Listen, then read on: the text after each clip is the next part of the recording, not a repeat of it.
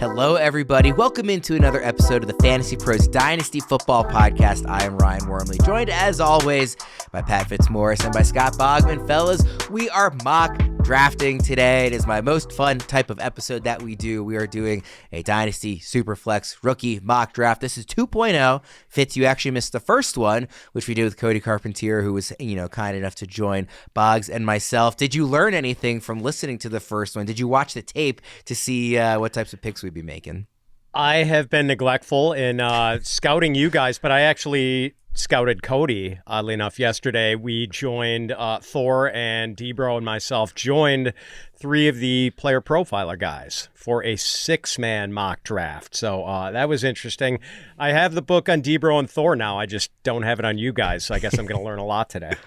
I'm a wild card, okay? I'm Littlefinger in Game of Thrones. I am a complete believer in chaos, so you really can't learn anything from me. I'm going to be wildly different from the last one. Chaos is a ladder. Great line from the show that wasn't actually in the books, by the way. So, really good moment there. Just to let everybody know, all of our early 2024 consensus rankings and tiers can be found at fantasypros.com/rankings.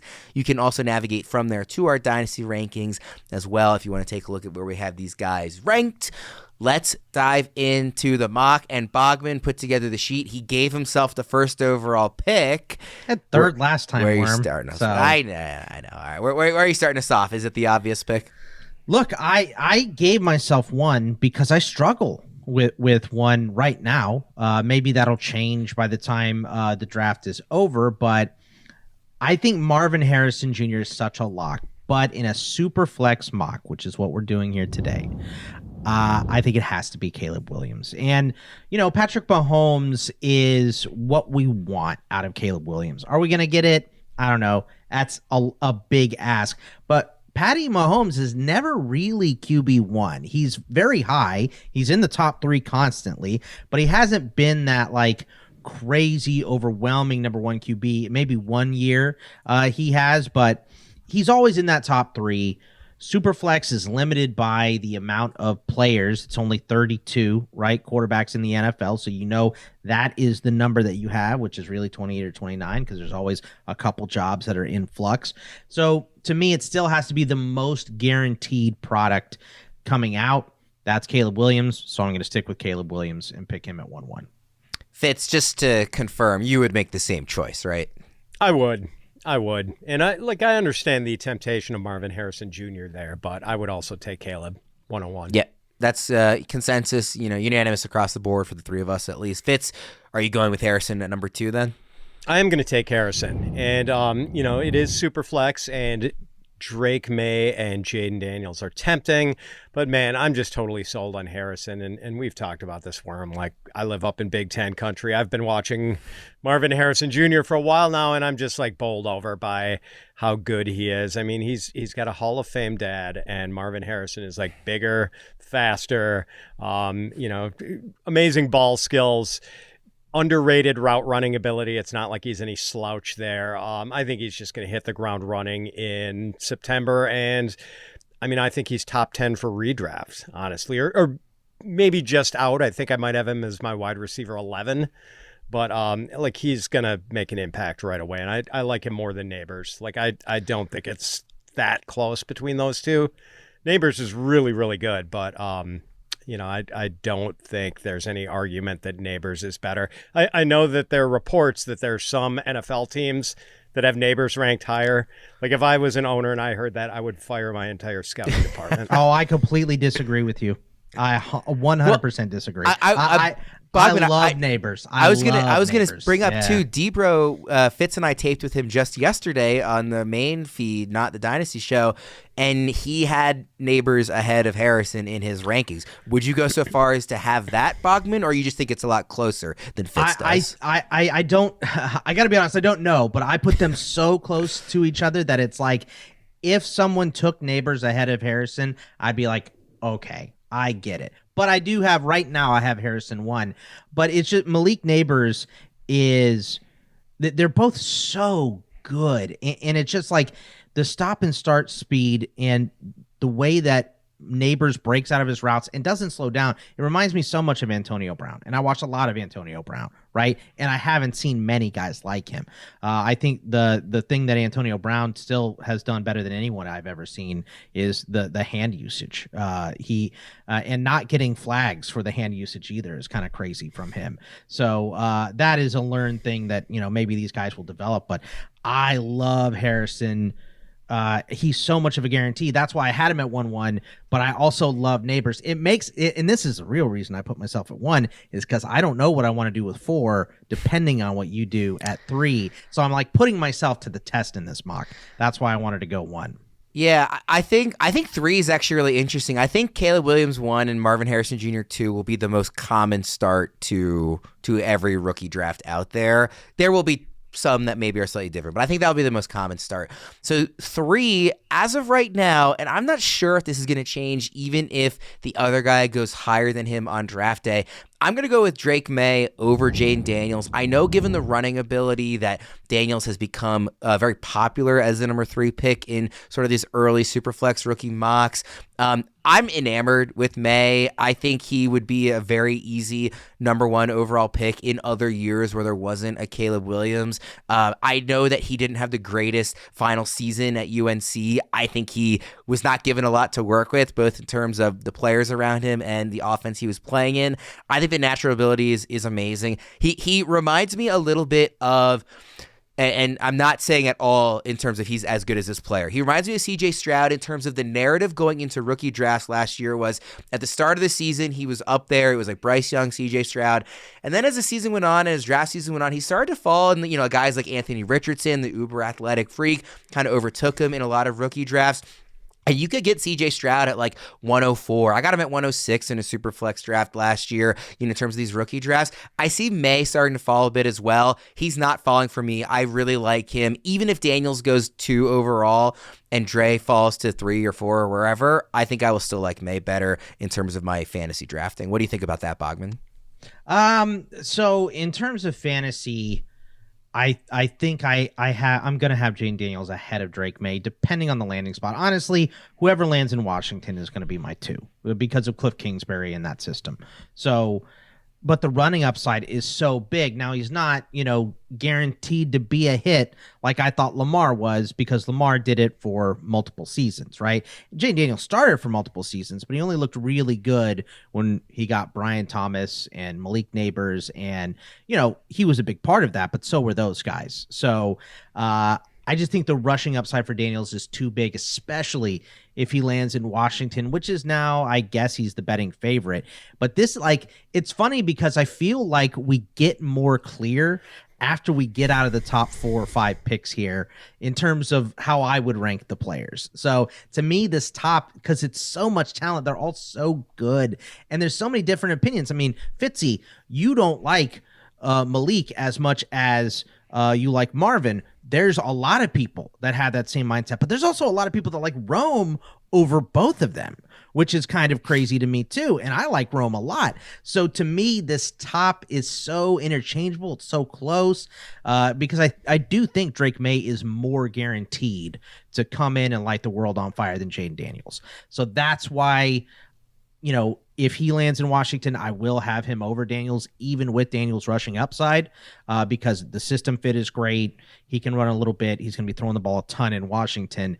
But if Daniels lands there, I think I got to take the rushing upside. So the landing spot is huge for those 2 guys, which is kind of crazy because they're both so good. But Fitzy, what do you think of Drake May over Daniels? I agree with it, actually. And I think Drake May's running ability is really undersold.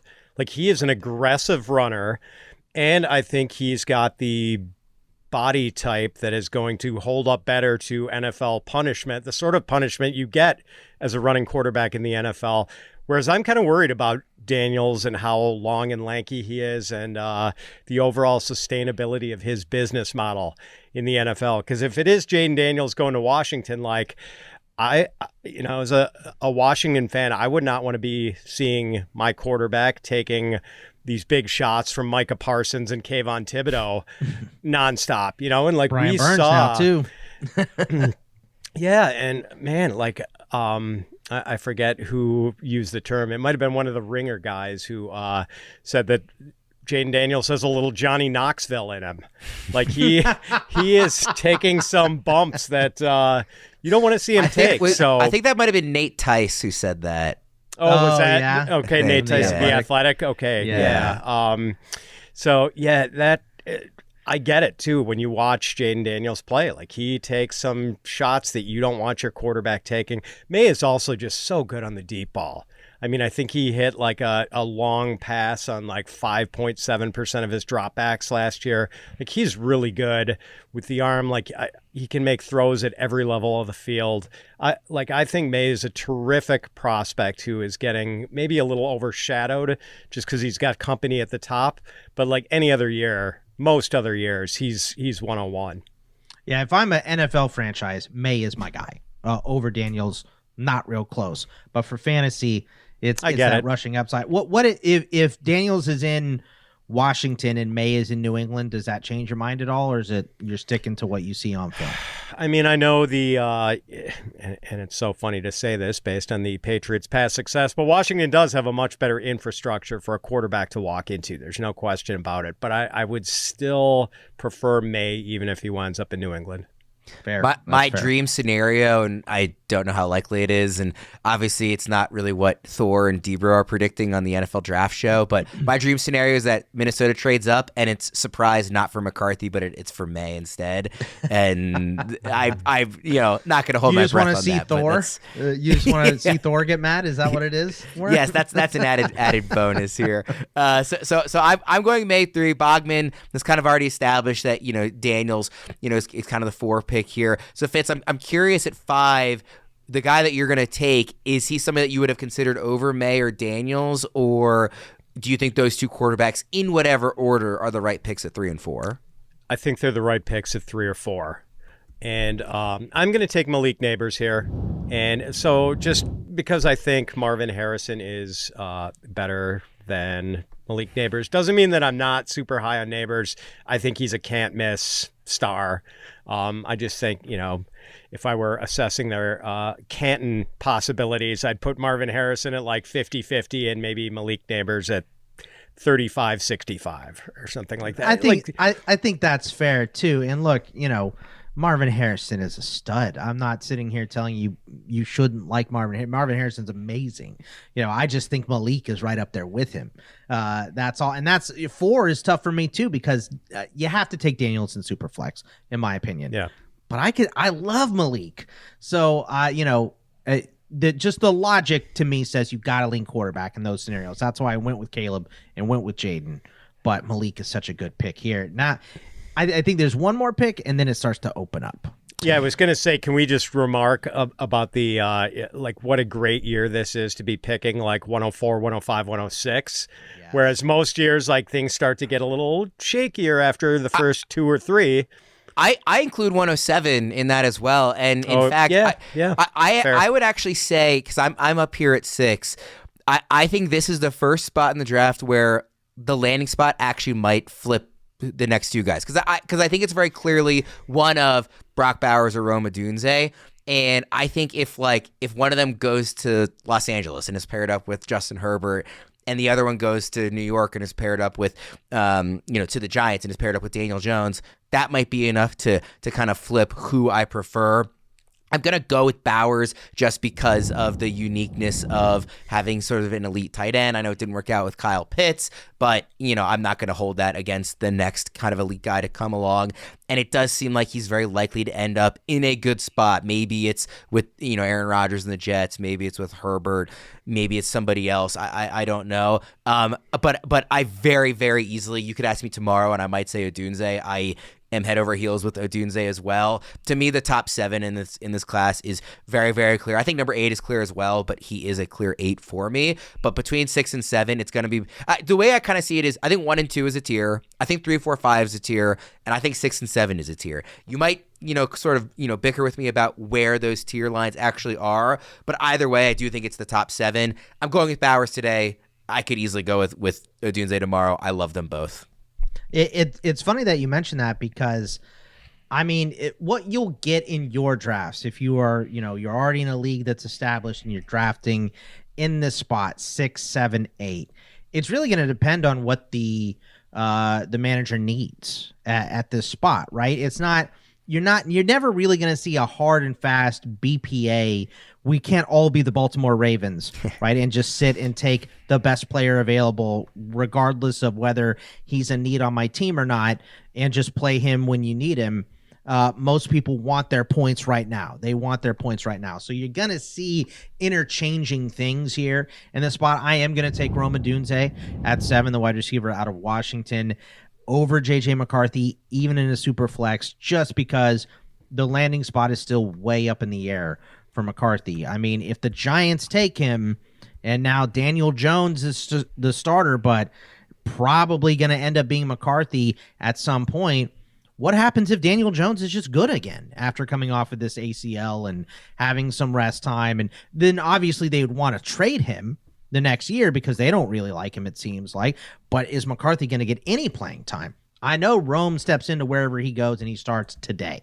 So for that reason, at 7, I'll go ahead and take Rome Odunze. But it is kind of a tough choice for me, knowing the quarterbacks are worth more in a super flex. So I'll let Fitzy make that decision next. So where are you going, Fitz? Yeah, so I guess I have to take the Michigan quarterback, J.J. McCarthy. And he's been a tough evaluation, and it was the fall of 2022 where I kind of wondered to myself if he was going to be considered a day 1 or day 2 NFL prospect because he was used so sparingly, averaging 23, 24 pass attempts per game for a team that had a great defense and a great running game.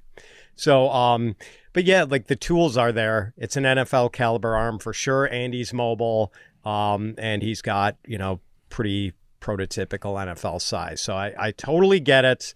I don't agree with Thor, who likes him more than Drake May, but I understand why he is a first round NFL pick and pretty much a slam dunk to be taken in the first, 12 picks?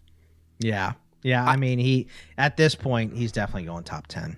I think his super flex drafts too. He's going to be the 8th pick in a lot of leagues because I don't. It will be very hard to make the case for him over those elite 7 options. But in super flex, if he's a guy who's going in the top 12 picks in the NFL draft, there's such a drop off then I think to the rest that I think it's going to be hard to pass on him. Well, let me ask you about that, Worm. Say, Thor's wishes are granted and J.J. McCarthy does wind up in Minnesota. And now he's throwing to Jefferson and Addison and eventually T.J. Hawkinson. You don't think maybe he passes up Bowers and Odunze in a lot of drafts? I kid you not. I was about to ask you the exact same thing. Does he go higher than 8 if he's throwing to Justin Jefferson and Jordan Addison in Kevin O'Connell's offense? I think the answer is probably yes. Certainly in Superflex, I think there's very likely to be teams that have a need at quarterback, and therefore they're going to take him over like a Brock Bowers because they'll say, listen, it's super flex. It's not tight end premium. I need the QB even with a tight end who's as talented as Bowers. So I don't know that he gets into the top 4 picks in super flex drafts, but I do think he could go in that 7, 6, maybe even as high as 5, depending on how badly a quarterback's needed. We're going to see him go ahead of May in some drafts if May goes to New England. That's what I was about to ask you, Fitz. Yeah. Well, let's flip it, though. Let's say May goes to Washington. Jayden Daniels in New England, where we know he's going to have to do a lot himself because the wide receivers are not great. Or do you want McCarthy and O'Connell's system? Man, I'm pretty steadfast in my ranking of Caleb May, Jayden Daniels, and J.J. McCarthy. I'm not sure landing spot could move me off that. Okay. But I will say New England versus Minnesota for but you did the test. Daniels and McCarthy. Yeah, that'll make me think twice about that. Yeah. All right, Worm, you're up for the first non-obvious pick. I was going to say, this is the reason why I didn't want to be picking 3rd is not because of 3 and 6. It's because of 9. And even with that diatribe on what we would do with McCarthy, I still am not 100% sure. I think just for I think this is where it's going to get really landing spot dependent, right? Sure. For a while, I have been very high on Troy Franklin. I am not out on Troy Franklin, but I don't know if this early part of the draft process has been that kind to him.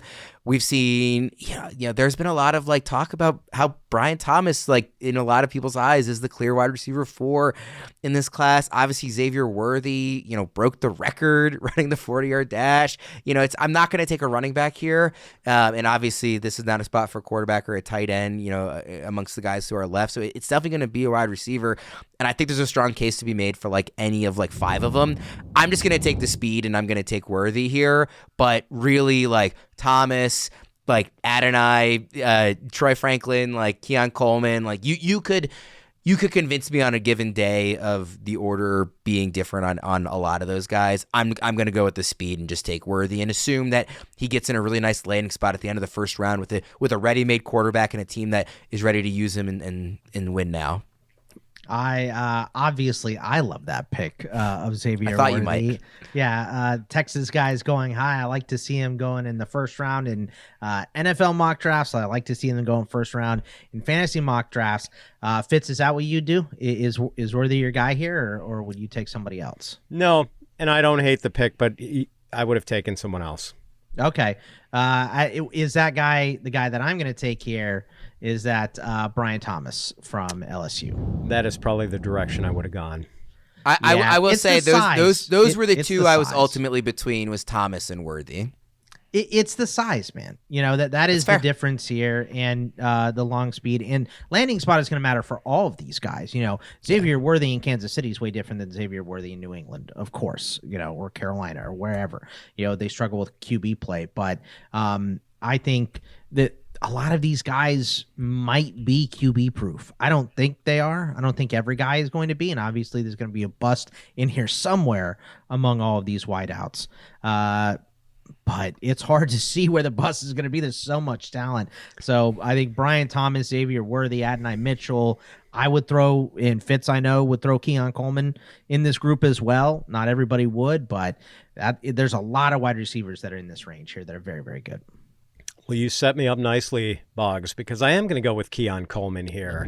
And it is a very tough group, but I am a Keon Coleman guy. And I know you've got my back on this, Boggs, but I had to defend this when I took Keon Coleman at maybe it was like 110 in that draft that we did with the player profiler guys yesterday. Debro doesn't like Keon Coleman. And I think Thor is sort of lukewarm on him, but look, I realize he's not going to be an elite separator, but he is the same kind of wide receiver that Des Bryant was for the Cowboys, that Mike Evans has been for the Buccaneers, maybe sort of that George Pickens is right now for the Steelers. He is a guy with extraordinary ball skills and size. I mean, he is a rebounder, and he was literally a rebounder because he played basketball for Tom Izzo at Michigan State in his first 2 years in college before transferring to Florida State. I know the 4.62 he ran at the combine is going to be off-putting to some people, but when the wide receivers were doing the gauntlet drill, he had the top speed. He hit 20.7 miles an hour. No one, not even the burners, Adonai Mitchell, Xavier Worthy, hit that speed. And Coleman looked silky smooth running that. This guy's got good hands. I mean, he can just pluck balls outside the frame of his body. And he can't be that slow, guys, because he was returning punts at Florida State. Yeah. If you're worried about a guy's speed, you're not putting him back there to return punts. And Keon Coleman was doing that for the Seminoles at his final college season. He looks smooth with the ball in his hands, too. And look, there's plenty of guys that have size and no speed, and that doesn't translate to the NFL, right? But I think those guys are. I think Coleman is more of a Michael Pittman. He's more of a Drake London. He's a big wide receiver that has enough speed, and you really don't even need that speed at that size, right? You have to have the good catch radius, which he also has. So I'm in on Keon Coleman as well. I think it's a very, very solid pick here, Fitz. I like it. You know that Fitz wasn't on the last mock draft episode we did because I believe I got Keon Coleman at like 205 in that one. Yeah. So he would not have fallen there with Fitz here. And really, like I said, I know I was like kind of hemming and hawing about my pick. Like, Worthy, Thomas, Keon Coleman. If we just like put those guys' names in a hat and drew them out randomly and we just took that order instead, I'd be fine with it. Like I really, they all bring something different to the table. And again, I think landing spot's going to be really crucial with this whole stretch of receivers. I'm going to take another receiver to wrap things up. I'll take Adonai Mitchell, another Texas guy. Just, athletic freak, high upside play. I'll be really curious to see where he lands. But this is still... this is the range where I might, if I really had a strong need, think to myself, whoever I think RB1 is, maybe I would consider if I really needed it, in a real draft. But as a mock, I don't think any of these running backs, as much as I think some of them can be really nice role players, I just don't think any of them are worth taking over any of these, stretch of 4 or 5 tier 2 wide receivers. So I'll go with Mitchell here, but again, on a different day, it could be one of these other couple of guys, and I wouldn't be upset about it. Let me give a quick recap here of round 1. Caleb Williams, 101. Marvin Harrison Jr., 102. Drake May, 103. Jayden Daniels, 104. Malik Nabers, 105. Brock Bowers, 106. Rome Odunze, 107. JJ McCarthy, 108. Not a ton of shocks there. And then at 109, Xavier Worthy. 110, Brian Thomas. 111, Keon Coleman. 112, Adonai Mitchell. Bogman, what are your quick thoughts on Mitchell? I mean, Mitchell, I like, and I think Fitz and I kind of had a fight over the Texas guys too, because he couldn't believe I wasn't higher on Worthy than Mitchell, but I think Mitchell is more ready to go right now. I think Worthy's also ready to go, guys. I don't think he's like going to be a slouch or anything, but I think Worthy has more upside. So if you're playing for longer, maybe you're not going to win this year or the following year, but then year 3, you're going to start hitting your stride because you're rebuilding or whatever. In that situation, I take Worthy. If I want to win today, and again, landing spot will make the difference between these two guys because, you're a different player if you're in New England versus if you're in Kansas City, right? But I think Mitchell is ready to go today. I think he's ready to score touchdowns today. I think he's ready to be more than... guy, because like they're going to take Worthy off on rundowns. Like if he goes to the Ravens, he's not going to see every snap. He's going to see a lot of snaps, but not every snap. They're not going to put him in a position to block every single time. So it just depends on landing spot between those guys. But I think Mitchell is more ready to play every single snap and do everything right now. So Mitchell, I like just a little bit more. Fitz, Mitchell in the first round, even with the last pick. Do you like it or pro or con? Yeah, I like it. I mean, I like both guys. The only thing, I'd push back on the idea that Worthy is less ready to go. I think he's more ready to go because he's the better route runner. Worthy is a really good route runner.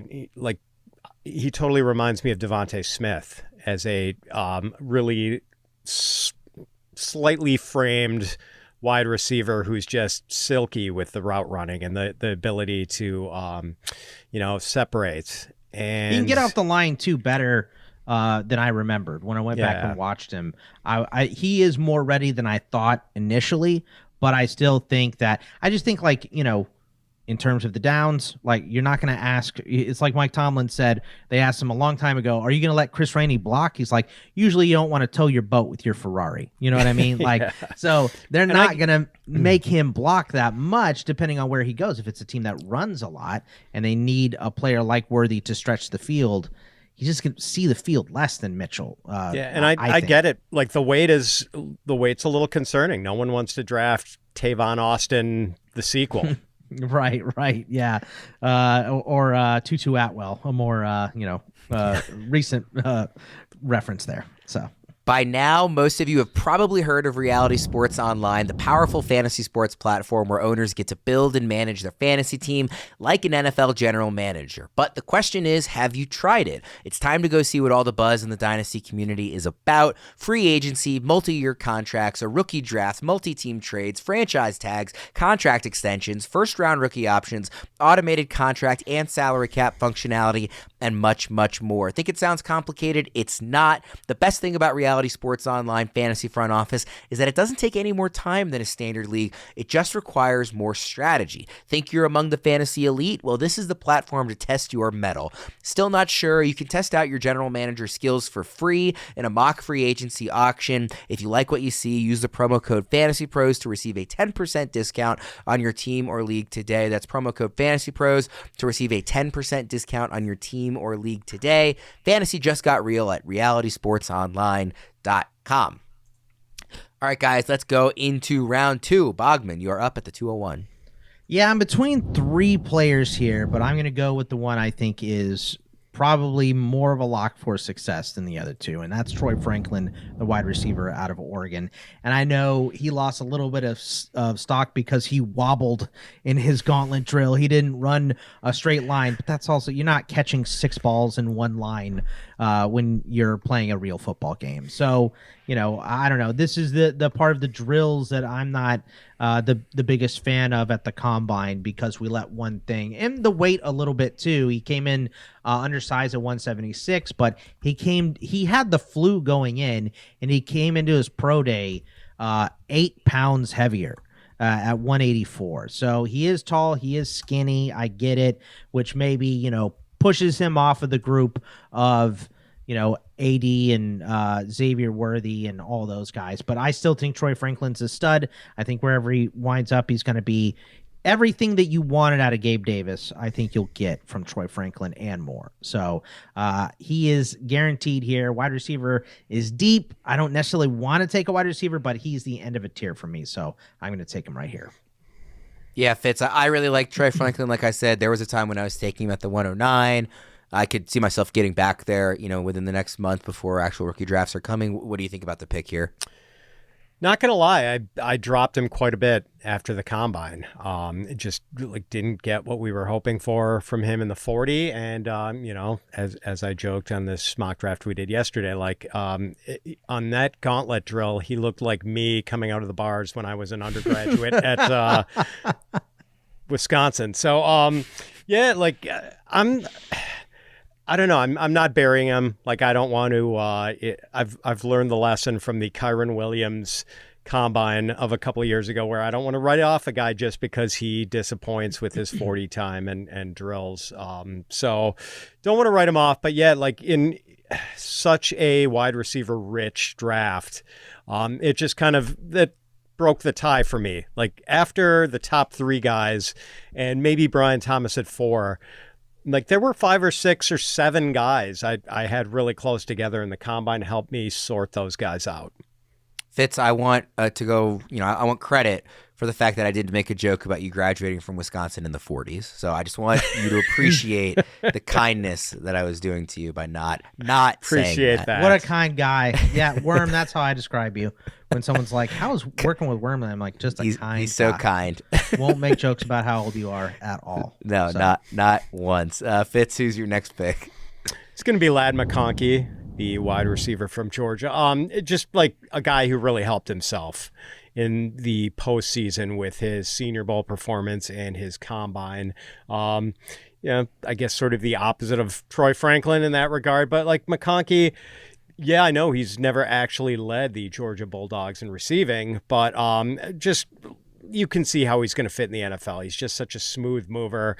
His ability to quickly get off the line and get separation is going to make him pretty popular with whoever his quarterback is at the next level. So, I think he's a pretty safe choice in the early second round.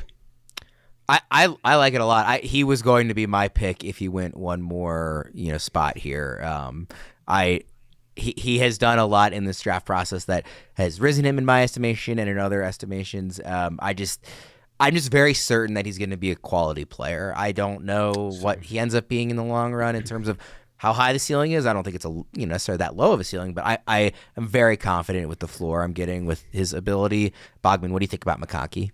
I like Lad McConkey. He is my next ranked wide receiver after Troy Franklin. So very, very, landing spot's going to mean a lot to him because he's floating in the waters of he could either go to New England or Carolina, or he could end up in Washington where they're going to pass the ball 100 times a game, So landing spot means a lot for Lad. Probably more than some of those other guys, but he's still he's going to be good regardless of landing spot. Ladd is not the last wide receiver that I like. There's certainly plenty more that I do, but he was the last receiver that I needed to go off the board before I considered taking a running back. I am going to finally break the seal on running backs. I'm going to go with Jonathon Brooks. Similar to the last stretch of receiver, by the way, yeah, another Longhorn. I am crushing it with drafting the Texas guys. It's not me, everybody. I didn't take one. You didn't leave one for me. I cannot be the one to take Jatavian Sanders. I need to break this streak. So somebody else, please do it. But no, I'm gonna take Brooks. I think if he didn't get hurt, he would have been the RB1 in the class, and there's no one else who has sort of usurped that title, in his injury-related absence, for however you want to define that. There are other guys I like. There are other running backs I'll probably take, throughout the course of this mock draft. But Brooks for now is my RB1. We'll see where he ends up going in the actual NFL draft. Again, landing spot's going to really matter, especially in this running back class where there's so many kind of role players more so than obvious workhorse, 3-down backs. There's a couple that could get there, but I'm going to go with Brooks. And like I said, it's not that I don't like any of the other wide receivers. There's a lot I like, but I think now's the time to get a running back off the board. Fitz, what do you make of that? Yeah, so that, I just can't rank him as my top running back because of the injury, and knowing that his first year in the NFL could be something close to a redshirt year, because he tore his ACL in November, and you figure he's not going to be able to go through a full training camp, like at best side work. It's going to be non-contact stuff. He's not going to play in preseason games. Maybe he starts the season on the PUP list, and if he misses training camp and doesn't really get to fully process whatever system he gets thrust into, are they going to trust him when he's cleared in October or whenever that might be? So I'm a little leery about that. And, I don't know that it's a Bijan Robinson, Breece Hall type skill set that even with the injury, I'm putting him ahead of the other guys. So yes, he's one of these 6 or 7 guys who I think are in the running for top running back in this class, but he would not be my number 1. Would you have gone with whoever your RB1 is in that spot, or do you think it's still an area where you go with a different position and continue to kick the RB can down the road? I would not consider a running back in the top 15. Okay. Okay. That's interesting. JB's my guy, by the way. That is my number 1 running back, obviously. I'm a little bit of a Texas homer, but I think with Brooks, he's kind of the McCarthy of running backs, right? He was just buried. He was behind Roschon. He's behind Bijan. So we just didn't see him until he got work in 2023. And when he got work, he was awesome. He was so good. I wasn't even sure as a Texas fan he's going to be the starter going into the season because Texas brought in Cedric Benson. Cedric Benson. Not Benson. Cedric Baxter. My bad.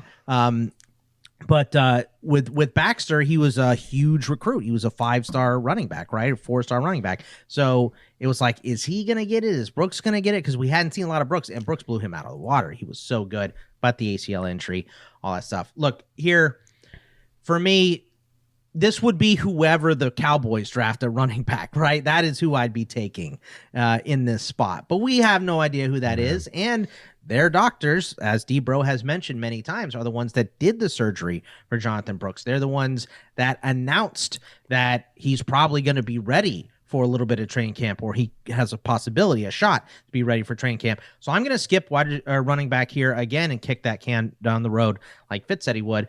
I'm going to take Michael Penix Jr., the quarterback out of Washington, because it's super flex. I think he has end spot of that second pick for the Raiders. That pick in the second round in the 40s. I think that is the lowest he could possibly go. I think if he ends up in Vegas, his stock should be very high because it's Minshew behind him with Aiden O'Connell. I think he can pass those guys up pretty fast, even though I know a lot of people like Gardner Minshew. I'm not a huge Minshew fan. And he has great targets if he ends up in Vegas. So, quarterbacks are still the king in a super flex league. Their positional value makes them more valuable than they probably should be. And for that reason, I'm going to take Michael Penix right here. Yeah, Fitz, is that the right quarterback to take, and B, is this the right spot to take the 4th or the 5th quarterback off the board? Yes and yes, and he's got me scrambling because that was going to be my pick with this next one. I think for a guy with his arm talent, and he's I'm pretty confident he's going to be picked somewhere in the first round of the NFL draft. So I think like in drafts right now, Michael Penix is going to go somewhere in the second round. Actual drafts that people do in dynasty leagues, the rare leagues that do their rookie draft before the NFL draft, he's probably a second rounder. I think after the draft, he's going to start to move up into the late first. Like the arm talent is just so exquisite. I know we're looking for that mobility dimension in quarterbacks nowadays, but with Penix's arm, there's no reason he can't be just a rock solid QB2 in fantasy for years to come. So are you going to take sort of the last quarterback here that would, that we're certain is going to be a day 2 pick, or no, I'm not. Not a fan of the guy we're talking about.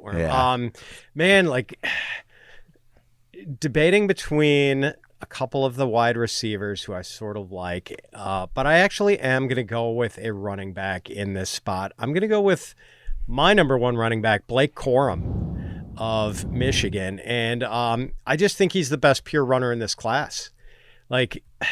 I know he's smaller, which some people aren't going to like, and I know he's a little bit older as a prospect, which some people aren't going to like, but man, this dude just has contact balance and vision and footwork and agility, and we saw it against Washington in the national championship game. I don't even know if you mentioned the best thing about him, the pile push. For a guy that's that small, when he gets into a pile, he moves forward every time. It's unbelievable. Yeah, he is Mighty Mouse. He did the bench press at the combine 27 times. Unbelievable. A dude that size. He did 27 bench press reps at the combine. So, he is an impressive dude. And I've heard comparisons to Ray Rice. I've heard comparisons to Doug Martin. I hope he turns out a little closer to Ray Rice than Doug Martin, but, neither comp that bad. So I kind of agree with those comps. I think Corum is terrific, and, mid-second round, I'm pretty happy with him there. Well, you didn't mention the other best part of him, which is that he's almost certainly going to be drafted by a Greg Roman-led offense that doesn't have a lot of competition in the backfield. Doesn't that seem natural? Would you, Boggs, I know you mentioned how glorious Dallas would be as a landing spot for a rookie back, and I totally agree. But where do you think Corum would be more valuable, with the Chargers or with the Cowboys? Probably with the Chargers, because they're going to rebuild. That this is what Harbaugh does. They run the ball a million times. So yeah, probably he'd probably fit better and not have the learning curve isn't there for him. So. Yeah, I think the Chargers probably are the better landing spot for him. I'm not convinced that Dallas will pass him up, though.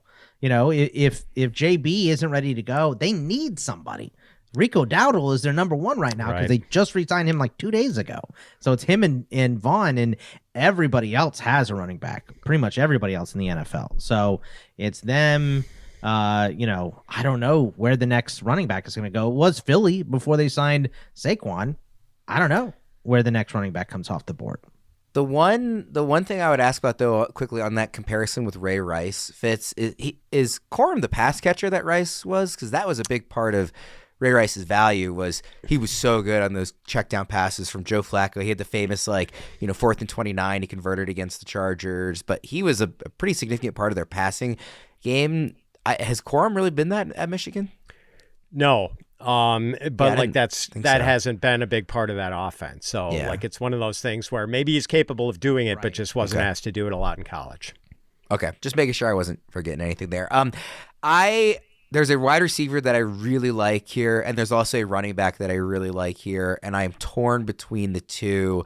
I think just because there are so many other receivers that I will like later if this next guy doesn't fall to me again, I'm going to go with the running back. I'm going to go with Marshawn Lloyd, who I know D-Bro would be very proud to see go off the board here. I mentioned earlier that there's no, true obvious 3-down workhorse back in this draft.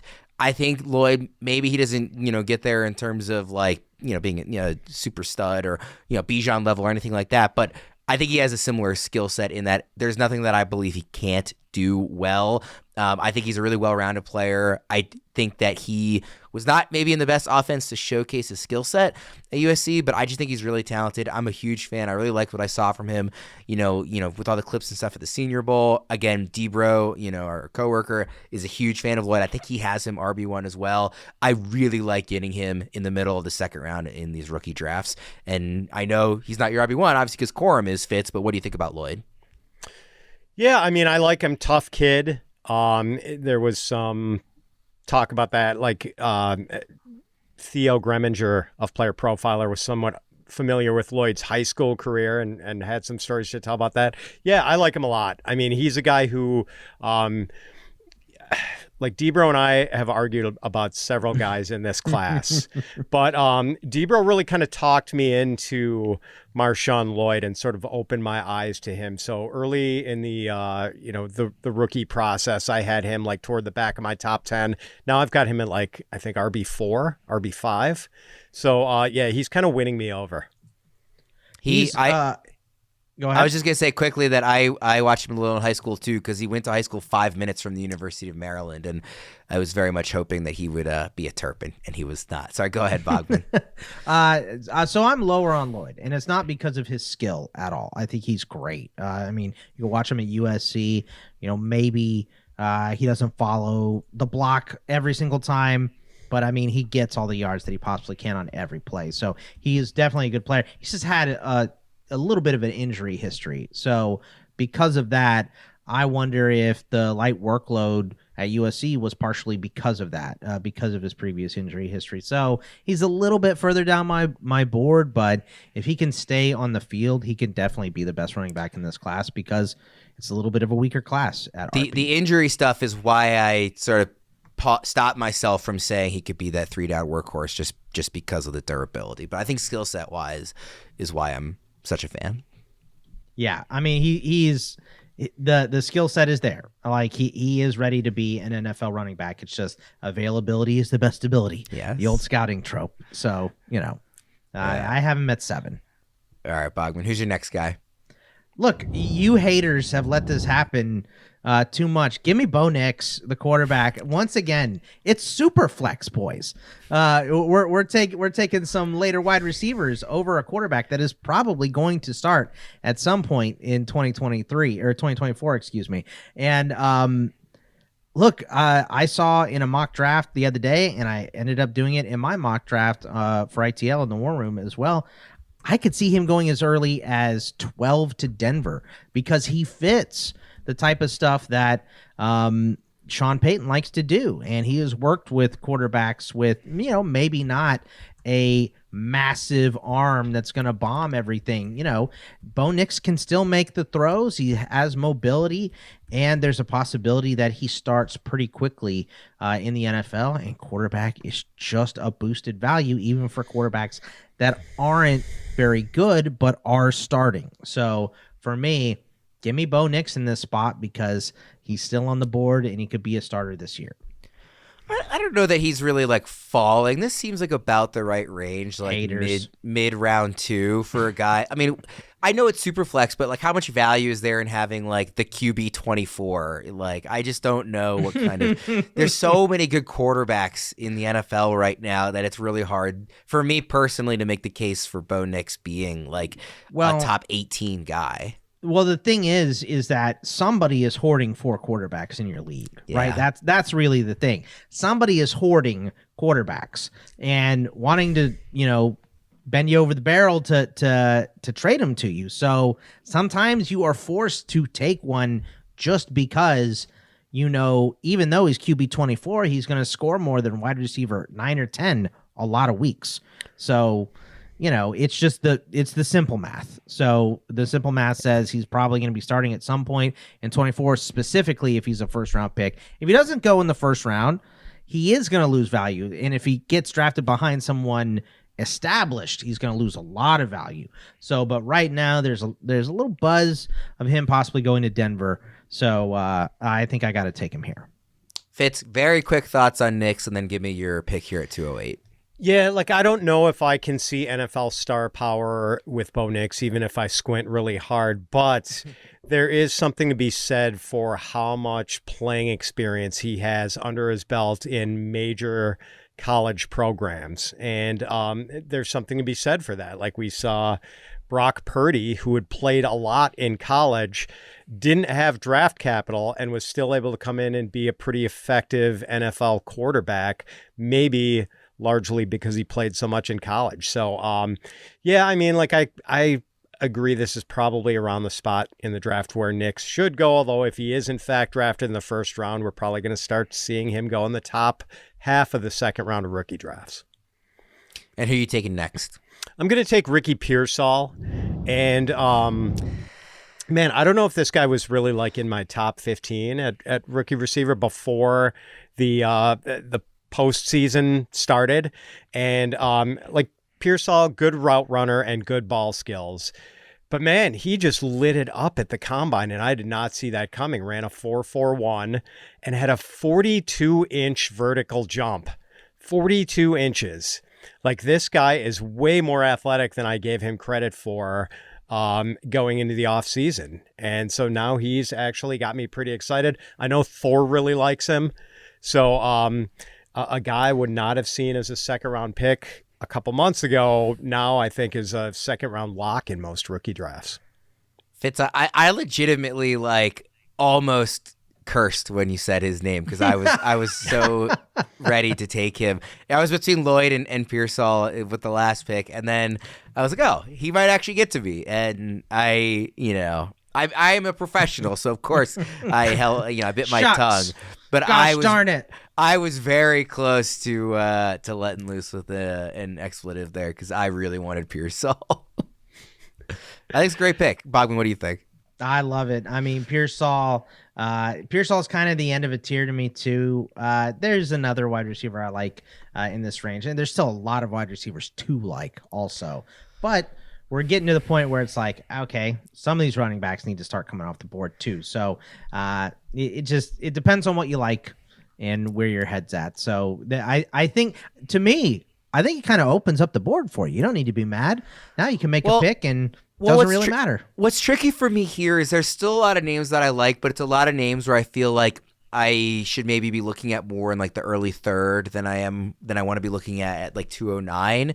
So it's like, do I reach on a guy that I like? I think you're right. Where Pearsall to me was kind of the end of a tier a bit. I was really high before the combine on Audric Estime, but obviously he, has fallen out of favor after that experience. Somebody like Braelon Allen, I was really high on early in the process. And, I know Cody, our friend who we've mentioned a few times, Carpentier is still very high on Allen, and he took him, I think, as like the 201 or something when he came on to do the rookie draft with us. But it's just a lot of people it's a lot of players where I'm not walking away from this pick being like, wow, I am stoked that this guy got to me. Whereas I would have probably felt that way with Pearsall. I am just going to go with Braelon Allen. I think he's a guy who he can fill a role for an NFL team. There might be more upside there if he stays a little bit healthier. I know Fitz, as a Wisconsin fan, has talked about how he's a guy that kind of just comes off the field a lot and gets dinged up, maybe more so than you would like from a guy from his size, but just very young guy, which I do really like, especially at the running back position. So because I'm not in love with anybody and the value of anybody at this point in the draft, and again, there's only been 3 running backs to come off the board, I'll go ahead and take Braelon Allen here. Yeah, I mean, I don't hate it. Braelon Allen is like 235, might play as big as like 240, and actually moves really well. Didn't run at the combine and elected not to run it as pro day, and I'm kind of surprised because I don't think he would have ran a slow time. But yeah, he does get dinged a little bit more often than you like, although he hasn't ever had anything major miss significant time. I think he's had more 100-yard rushing games than any other running back in this class, and you mentioned it, Worm. Not only is he, I think, the youngest running back in this class, he might be one of the youngest players at any position in this class. And man, you're not bringing this dude down with an arm tackle.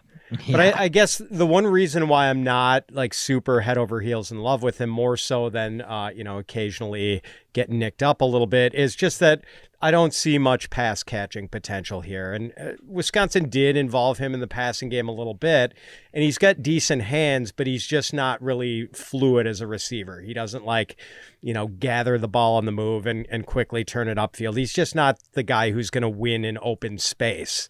So, Dynasty leagues are PPR leagues typically. And I think the PPR format is going to devalue Braelon Allen slightly in fantasy football. Yeah, I think that's really fair. Bogman, what do you think? Yeah, I think, this is the Keon Coleman of running backs, right? Some people really like him. Some people really don't like him. And to me, the pass catching, it's just like Fitz said with Corum. It's just not something they asked him to do a lot. I don't know if he could do it or not because we just didn't see him do it a lot. So, maybe we'll see him do it more. But if he goes to the Chargers, right, probably not going to ask him to catch the ball a lot. They're probably going to run the ball a ton. So it really depends. It's the speed for me. If you don't have speed in the league, you just can't get there. So I just don't know if he has it. He didn't run the 40 time, and he has a good reason. He said, hey, look, I didn't run. I am 100%, but I didn't have time to train for this event, so I don't want to go out there and put a bad time up. So, I'm 100% now. I'll just let my film talk. And I think that was smart for him. So, he's still solidly above a lot of running backs in this class for me, but I do have him at like 5. So, I'm just a little lower on him than a lot of people are. Bogman, you're on the clock at 210. Yeah, give me Trey Benson. I'm not even the biggest Trey Benson fan. We talked, I think, in the last mock, and I said he runs a little upright. I watched a little more. It's not as bad as I thought. I think sometimes there's a little dancing there, but he's got the long speed. I think he has enough burst too, and if he ends up in a good spot, I want to see him end up somewhere where he could potentially take the job. I don't want him in Tampa. I don't want him somewhere where he's definitely a number 2. But if he ends up in a spot where he can take a job, like put him on the Giants, have him compete with Devin Singletary, I think that's a winnable job. You know what I mean? So give him to Carolina. I think that's a winnable job from Miles Sanders and Chuba Hubbard. So if he ends up in one of those spots, I think his value is going to be very high. But if he ends up, in Seattle and now he's behind Charbonnet and Kenneth Walker or something, I don't know when he sees the field. So landing spot means a lot for Trey Benson, but I still think he's top 3 or 4 on every team's board. So I think he's going to go higher than a lot of these other running backs, and he's going to be prioritized to get the ball in his hands. So that's why I have him in this spot.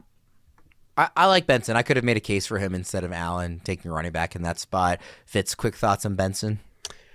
Yeah, boy, another guy I'm not quite sure what to make of. I know Bogman has said he thinks sometimes Benson goes down a little too easily. Maybe I've seen a little bit of that too, but then again, like there are times where you watch him play and it's like, yeah, this is an NFL running back. So I'm a little bit mixed on him. He's never been my one, but like I could see the case for it. And who do you have next? Boy, it's funny. I despise the University of Michigan football program, and I'm going to take my third Michigan Wolverine. I'm going to take Roman Wilson, a good speed receiver, and a guy I think has helped himself in the offseason process. And maybe he's I don't know if the games really compare, but maybe a guy who, a la Nico Collins, comes in a little under the radar because, the passing game is not prolific at the University of Michigan and winds up being a terrific player. So maybe Roman Wilson could follow a similar path. I'm curious what you guys think of the pick I'm about to make. I'm going to take Jalen Polk out of Washington. I think he's a very good wide receiver who would be getting more steam if he hadn't been kind of overshadowed by an elite wide receiver prospect in Rome Odunze in Washington. I I think the fact that he was the number 2 on his own team in college is not a reason to knock him when the number 1 is a guy like Odunze. So I really like Polk. I think he's another guy who could land where he's kind of being projected in mock drafts. I think he can land in a pretty good spot and step in and be a contributor right away. And again, we're kind of in the section of the draft where it's more just kind of to each his own, like pick the guy you like. I like Polk, so I'm going to happily take him here at the very end of round 2. Quick thoughts on Polk, Bogman? Yeah, I like Polk. I do. I have 2 wide receivers ahead of him that are left on the board, but he's definitely in a tier of, and this tier that I have here is what makes the wide receiver class deep. There's still so much talent on the board, including Polk, Legette. We haven't even talked about Tez Walker or Corley. They're Baker, Rice. I love these guys. This is such a good class, and I have him very high in that tier. So I think that's a pretty solid pick here. What do you think, Fitz? Yeah, overshadowed somewhat by Odunze. And really, he's not even the only other Washington wide receiver who's going to be maybe a coveted fantasy asset. So, I think he's a really good player. No issues with getting him here. I think this is about where he should go. Quick recap of round 2. Troy Franklin went 201, then Ladd McConkey, Jonathon Brooks, Michael Penix Jr., Blake Corum, Marshawn Lloyd, Bo Nix, Ricky Pearsall, Braelon Allen, Trey Benson, Roman Wilson, and Jalen Polk. I just want to quickly mention as well before we move to round 3, if you've got any dynasty drafts on the horizon or want to see how the latest free agency moves affect fantasy football drafts, our mock draft simulator tool is now open at fantasypros.com/simulator. It's a fast and free way to practice for any kind of draft, including dynasty startup drafts and rookie drafts. Again, that's at fantasypros.com/simulator. Guys, we have gotten pretty long in the first 2 rounds, so we'll maybe go a bit faster here on round 3. Start us off, Boggs, at the 301. Give me Jaylen Wright, the running back from Tennessee, a guy that has moved up. I think he started moving up more when a lot of people started getting to his tape, right? Because you go through Braelon Allen, there's a lot of buzz coming in, Brooks and Benson and Bucky Irving and guys like that. But Jaylen Wright is a 3-down back, and landing spot is going to mean a lot for the rest of the running backs here. But I have moved him. I mean, I love Bucky. Bucky is one of my favorite running backs here, but I had moved him down with his abysmal performance at the combine, and he's small. I still like Bucky, and I'm still going to invest in him, but I have to put a physical power guy like Jaylen Wright ahead of him. He's got a lot of speed too. I mean, I think this guy can do a little bit of everything. I'm really curious to see where he ends up, and I think he's going to go higher than this post-draft because running back is just a desperate position for people. Even though wide receiver is good, I think a lot of people are going to need running back on their team. So I think Wright is going to move way ahead of being picked in this spot once we get there, especially if he lands on a team where he can play. But I think he needs to go right here. I think, if not a little bit earlier. I considered him a few times with the earlier picks, so I'm totally with you there. Fitz, you're on the clock. Ray Davis, running back for Kentucky, favorite of mine, just versatile, tough, resourceful. I think he could play on any of the 3 downs.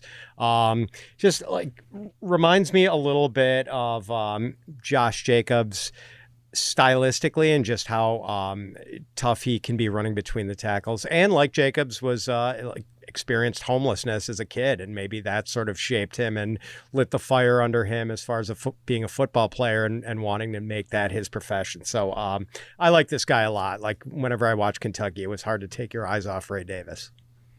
Bogman, we talked a bit about Davis. I think Cody took him in the last mock draft we did. What are your thoughts at this point in the draft process? I mean, motor. And like Fitz said, it is what probably defines him as a person, not a football player, but motivation. This guy is motivated to get up and work and get every single yard and every single blade of grass that he can on every play and every snap. So he gives his all in everything he does, and you want players like that, and you root for players like that. That's why he is a fan favorite already before he has a landing spot. So hard not to cheer for Ray Davis. Great player. With the third pick in the third round, I'm going to continue the running back run here. I'm going to take Estime. I know he had a bad combine performance. I'm going to say when we're at this point in your rookie draft, I'm just going to trust what I saw, and I really enjoyed watching him play at Notre Dame. And I think there's a role for him at the NFL level. I would be happy if the Ravens took him, in the middle of the draft to pair up in that backfield with the aging Derrick Henry. I just am a big fan of his, and I'm not going to let a bad couple of days at the combine at this point in the rookie draft change my estimation of Estime. So that actually was not pre-planned. Fitz, what do you think about Estime? Yeah, so kind of like Braelon Allen in a way, in that I don't see him playing on passing downs in the NFL, but put him in the right situation on a team that gives him goal line opportunities. Not inconceivable that he could score a dozen touchdowns. I was you said the exact same number. I was going to say if the Ravens hadn't added Derrick Henry and instead they drafted Estime, I would absolutely be expecting him to step into the Gus Edwards dozen rushing touchdown role. So sure. I think there's a couple of places where that could be taking place. Boggs, I'm curious your opinion of Estime, and also you're on the clock at 2:04. Yeah, I'm a higher on Estime. Of course, the combine didn't do him any favors. He looked slow and all of that, but I don't know. My opinion on this, it's 90% film and 10% combine. Sometimes it's reaffirming, okay, this guy is slow. That's what we were worried about, and that is what happened with Estime. But I think what he put on film means he can do it. Running back is an easily translatable position as well, so I think if he lands in a good spot, we could see some good numbers from him, but also he could be A.J. Dillon. And I was very high on A.J. Dillon, and that did not work out. So he's more of a coin flip than I like. That's all. My pick here, this one, look, I have to take one Texas player. So give me Jatavian Sanders here. The slide will stop for the second tight end. I told you board. I refused to take him after I already took the other three. I thought you were going to take him here. I kind of took Wright just to see if you would take him at that spot. But look, tight end is deep. There's a lot of tight ends. That's why he's going to slip. But I think Sanders, if he gets in the right system, put him in Washington behind Zach Ertz, let him learn for a year, and then become a downfield threat in Cliff Kingsbury's offense. I think he is extremely valuable. A lot of people didn't like Isaiah Likely coming in, right? But he landed in a good spot for him with a guy like Lamar Jackson, and he can just throw the ball up in the air and let the tall guy go get it, right? So I think if Sanders ends up in a good spot, he could be used really well. There's also a chance he could be, behind a stud tight end like David Njoku and end up being Harrison Bryant, which is frustrating. So landing spot is going to mean a lot for Sanders, but he can catch the ball and he can run with it. So I am excited to see where he ends up. Fitz, you're up. So Boggs clucked his tongue at us earlier for not paying heed to the Superflex format with regard to Bo Nix. So I better act now, and I'm going to take Spencer Rattler, who I think has got himself back onto the radar for NFL teams. Maybe he was never off, but he had, a star-crossed college experience for sure for this guy who came into the college ranks as a mega prospect. And just didn't pan out to the degree that everyone thought, but I think he's really won people over in the offseason. He's absolutely got an NFL caliber arm, which I don't think anyone questions. And everyone who's talked to him says he's a mature kid who seems like he's got a really good head on his shoulders. And I think he could challenge for a starting job in the NFL, maybe not in year one, but by year two. If he got to the end of this round, I was going to take him. There was no other quarterback I was, considering at any point. But I mean, the pedigree has been there in the past, and I've seen similar things to what you're saying about just in terms of the really good head on his shoulders, and there's some degree of of natural talent there too. Bogman, what do you make of Rattler here in the middle of the third? Yeah, I mean, I don't want to like Rattler, right? Oklahoma guy, all that stuff. Was real arrogant at Oklahoma when he was playing Texas too. But I mean, what more do we want to see? We know this guy can make every throw. He's matured a ton from his, early Oklahoma days and his, QB show on Netflix days. He was 18. Everyone's a idiot when they're 18. So, I think he was branded by that a little bit. So I think he's done a lot of work to disprove that, and he has to me. So I'm glad Fitz took him so I don't have to. But I do think that he's going to go higher than we expect in the draft. I am now on the clock, and I'm going to take Javon Baker. And I will tell you guys, I'm not going to sit here and pretend that I have like a detailed breakdown on him. The biggest reason is trust in Debro, who just updated his rookie rankings. He has him wide receiver 6 in the class, and that is much higher than consensus if you check our rankings on the FantasyPros site. So I mostly bring him up because I trust Debro when it comes to rookie evaluations, not much else. And B, I want to get your guys' opinion, and I'm assuming you won't be quite as high as Debro is, again, wide receiver 6 in the class. But Bogman, what do you make of Baker? I like Baker a lot. And, I do think that he's a little bit of a one-trick pony now. Like he's a speed guy, right? But you put the ball in his hands and he flies. So it's a sexy pick here. I definitely like it. But a landing spot again is going to mean a lot obviously will for everyone. I keep saying this, but I'm curious to see where he lands. I don't want him to go to a team with a quarterback without a massive arm. He needs to go to San Diego, to the Chargers with Justin Herbert, right? He needs to go somewhere where the QB has a monster rocket arm to put it on him. So I'm curious of landing spot and to see if he can pair up with a QB with a big rocket arm. Bogman, you are up next. All right, give me Bucky. I know the combine didn't do Bucky Irving any favors.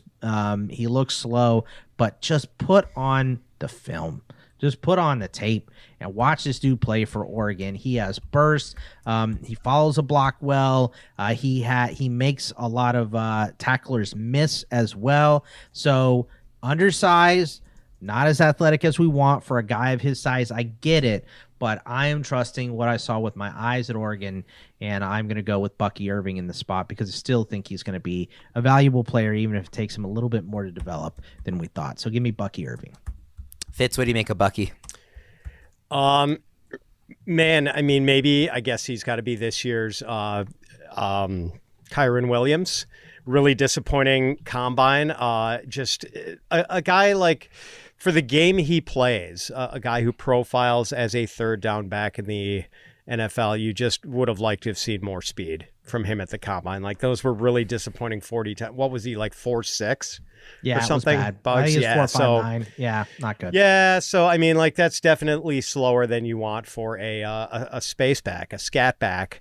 So that definitely knocked him down my board. But on the field, you see it though. Like, you see him being a third down back in the NFL. So I have no issues with him here. I think he would have been going in the second round if not for the disappointing combine. Let's stick with you. That's who you got next. Yeah, so I'm up at 308, and this guy would not have been available to me if Thor were in this. I'm going to go with Kimani Vidal, a running back from Troy, and it looks like Vidal, like Vidal Sassoon, but it's actually Vidal, I think. So he was super productive at Troy. I think he is the school's all-time leading rusher, ran for like 1,600 yards last year. Really tough, hard-nosed runner, great vision. And you're not going to bring this guy down with an arm tackle, even though he's slightly smaller. And Thor and I thought he was going to run like a 4.6 at the combine. He ran a 4.47 and tested really well. So that was a pleasant surprise. And I think that unfortunately is going to put him on the radar of some dynasty people, because I think he probably would have been like a 4th rounder if he had run the 4.61 that we were expecting him to run. But with that good time at the 40, that just, in addition to all of the good stuff he put on tape, he's become an appealing guy. And I think for Thor's going to have him top 5, I think, in his running back rankings. Maybe just outside the top 5, but not very, he's not going past RB7 in Thor's running back rankings. I know that. What do you make of him, Boggs? I love Vidal. He makes so many tacklers miss. He runs through arm tackles. He's got some wiggle too. He's a little bit of a smaller back, right? But, and he went to a smaller school. So I think I think a lot of the stuff that we've been hearing about. Why did I just blank? A lot of the stuff that we've been hearing about Corum, I think we might hear about Vidal. If he played at a bigger school, obviously the competition was lower too, and that is why he needs to go later. But I think there's some Corum-ness in Kimani Vidal. Strong little back with some speed. So love watching him play. I am now up. There's like 3 or 4 receivers. You guys should see Wormeli's face. He is stressing out. I'm just pick. Like, he does not like it. I feel like I could go. I feel like I've been saying this for the whole second half of the draft, but it's like there's like 3 or 4 guys here that I think you could make a really interesting case for. I want to go with a receiver. I think I'll just go with Xavier Legette, and just the pure kind of athleticism play. Like, not my favorite guy, but again, late 3rd round in a rookie draft, I'm happy to kind of just say, like, this guy is very, very athletic and maybe gets with an NFL team that uses him well, and, you know, kind of like a poor man's DK Metcalf. Not that he's that good, but so I'll go with Legette here at the 309. Love Legette. That was going to be my pick here. That's nice. You totally sniped me, Worm. So great work. I think a little bit is being overblown about his Senior Bowl performance. Also, the combine, he didn't really help himself. But another guy where, yes, he wasn't great in the ramp up to the draft, but if you watch the film, very good wide receiver, very, very good wide receiver. And, you know, the Debo comp is because they both played at South Carolina, and he sounds like one of my cousins. So if y'all have heard him talk at all, but so he's endearing himself to me a little bit more. He already feels like one of the family. Give me, for my last pick here, Malachi Corley, a wide receiver out of Western Kentucky. I know maybe I sniped Fitz on this spot. I was going to take Legette to let you have Corley, but then Wormeli sniped me, Fitzy. Corley I was going to maybe take, and then I picked Legette, so they both would have been gone regardless. I mean, the Debo comp is there for Corley too, right? And, you know, we talk about, and Fitz has made this point a lot, and I think Fitz has drilled this into my brain too. It's the Ohio State game, man. When he was going up against the best competition he was going to see all year, he played his butt off. He was great. So there's a lot to like on Malachi Corley's tape. Route running isn't it, but you want the ball in his hands.